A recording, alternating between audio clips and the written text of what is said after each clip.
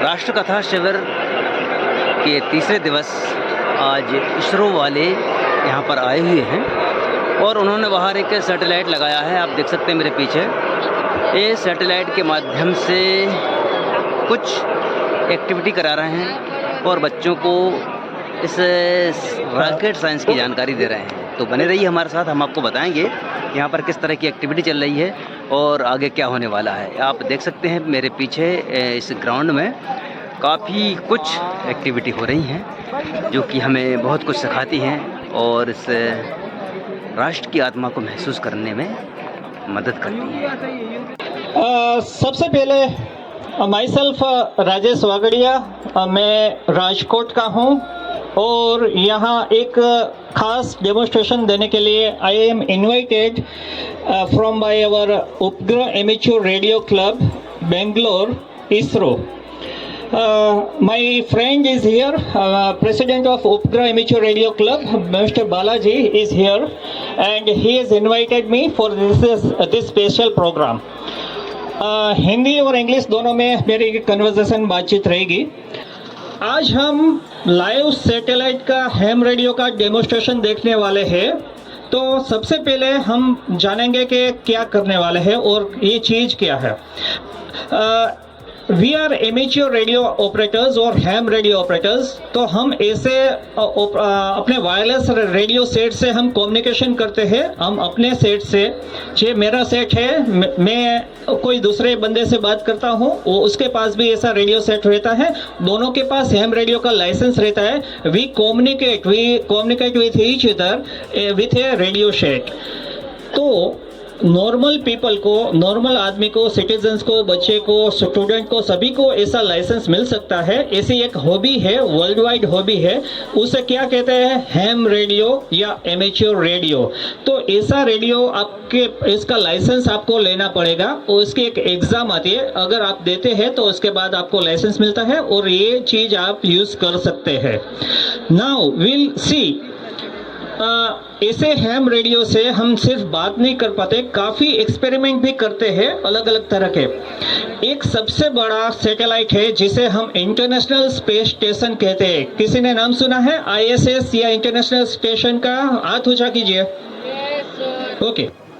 किसी ने सुनीता विलियम्स का नाम सुना है? किसी ने शुभांशु शुक्ला का नाम सुना है? Okay, so nice. तो you are well aware of all this astronauts. तो बेसिकली ये अवकाश यात्री है जो अवकाश में ISS इंटरनेशनल स्पेस स्टेशन पर रह चुके हैं. वहां जाके एक्सपेरिमेंट कर वापस पृथ्वी पर आ गए हैं. Now what is the ISS? International space station क्या है? तो इंटरनेशनल स्पेस स्टेशन दुनिया का सबसे बड़ा सैटेलाइट या स्टेशन है जो 20 से ज्यादा कंट्री ने इकट्ठे होकर बनाया है. 5 अलग अलग स्पेस एजेंसीज ने उसको मिलकर बनाया है. वो ऐसा स्पेस स्टेशन है जहां अवकाश यात्री एस्ट्रोनॉट्स वहां जाते हैं, साइंटिफिक रिसर्च करते हैं, वहां अपना कामकाज करते हैं, अर्थ ऑब्जर्वेशन करते हैं और काफ़ी टेक्निकल एक्सपेरिमेंट वहाँ करते हैं जो ह्यूमन काइंड के लिए जो बेनिफिशियल हो. आज नहीं तो कल हम अगर मार्स पर जाए, चंद्र पर जाए, वहाँ रहना हो तो कैसा रहेगा, अपने शरीर पर वहाँ स्पेस का कैसा असर होगा, वो सब जानने के लिए एक्सपेरिमेंट करते हैं. तो आज नहीं, आज के 25 साल बाद, 50 साल बाद अगली पीढ़ी को उसका बेनिफिट होगा. तो ये सब चीज़ें आज साइंटिस्ट कर रहे हैं. तो basically ISS is a international space station. वो इतना बड़ा है जो फुटबॉल का मैदान जितना लंबा होता है उतना लंबा होता है, उतना बड़ा होता है ISS. वो उसकी पृथ्वी की जो सरफेस है ग्राउंड से वो 400 किलोमीटर ऊपर है, पृथ्वी की 400 किलोमीटर ऊपर, और वहाँ पृथ्वी को प्रदक्षिणा करता है, सर्कुलेट करता है, ऑर्बिट में घूमता है. ISS का सबसे पहला जो मॉड्यूल था वो 1998 में 20 नवंबर 1998 में भेजा गया था स्पेस में. आज टोटल पूरा उसका खर्च देखा जाए तो उसका 200 बिलियन डॉलर का उसका टोटल लागत आई है, उसका खर्च टोटल हुआ है और उससे भी ज़्यादा हो चुका है. ISS 20 मिनट के बाद यहाँ से निकलने वाला है. ISS इंटरनेशनल स्पेस स्टेशन यहाँ से निकलने वाला है. उसको 20 मिनट की देरी है. 20 मिनट से वहाँ से निकलेगा, आहिस्ता आहिस्ता इस तरफ आएगा और उस तरफ निकल जाएगा। वहाँ से यहाँ आने में उसको 10 मिनट लगेगी। तो वो जब निकलता होगा तो उसकी स्पीड रहेगी 28,000 किलोमीटर प्रति घंटा, 28,000 किलोमीटर पर आवर। तो एक सेकंड में वो 7.5 किलोमीटर का अंतर पसार कर देता है एक सेकंड के अंदर। तो उतनी से तेजी से वह निकलेगा। अभी दिन है तो आईएसएस अभी देख नहीं सकते। महीने में कहीं 1 या 2 बार ऐसे अर्ली मॉर्निंग में या लेट इवनिंग में हम आईएसएस को नरी आंख से, नेकेड आई से देख सकते हैं।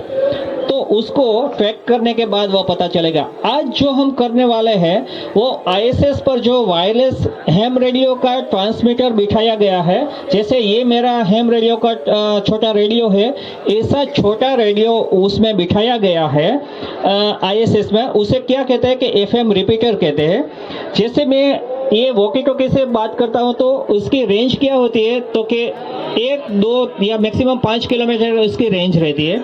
आईएसएस में जो अपना एफएम ट्रांसमीटर रिपीटर बिठाया गया है वो इसकी वजह से हम अपने एंटीना का सिग्नल वहाँ छोड़ेंगे। आईएसएस में जो रिपीटर है उसको ट्रिगर करेंगे, वहाँ से अपना सिग्नल रिले होगा और भी कोई भी जो उसकी जो फुटप्रिंट रहती है उसमें वो सुनाई देगा। तो वो सामने वाला जो कोई भी अगर अवेलेबल है ऑपरेटर तो सामने से बोलेगा तो हमें यहाँ सुनाई देगा। तो we are doing a satellite communication. हम सैटेलाइट की मदद से अपना कम्युनिकेशन करने वाले हैं और ये उसका लाइव डेमोन्स्ट्रेशन है। आईएसएस पर दिन 16 बार पृथ्वी को प्रदक्षिणा करता है। पर दिन 24 घंटे में 16 बार पृथ्वी को घूम जाता है, प्रदक्षिणा ऑर्बिट करता है। तो 90 मिनट में 90 मिनट्स में एक रोटेशन पूरा कर लेता है। पूरा पृथ्वी का रोटेशन करने में उसको कितना समय लगता है? Only 90 minutes.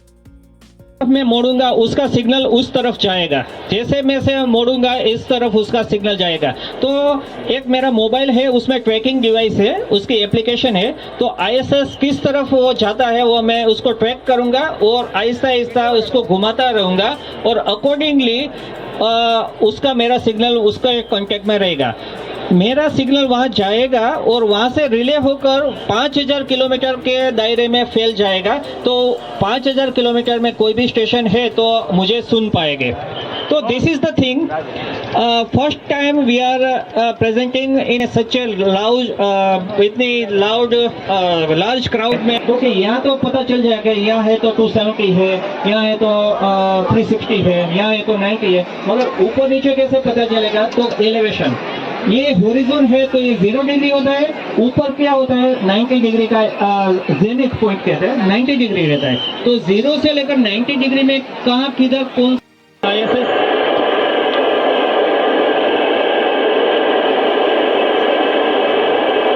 This is Victor uniform number 2 Echo X-ray Papa. This is Vivo EXP on ISS.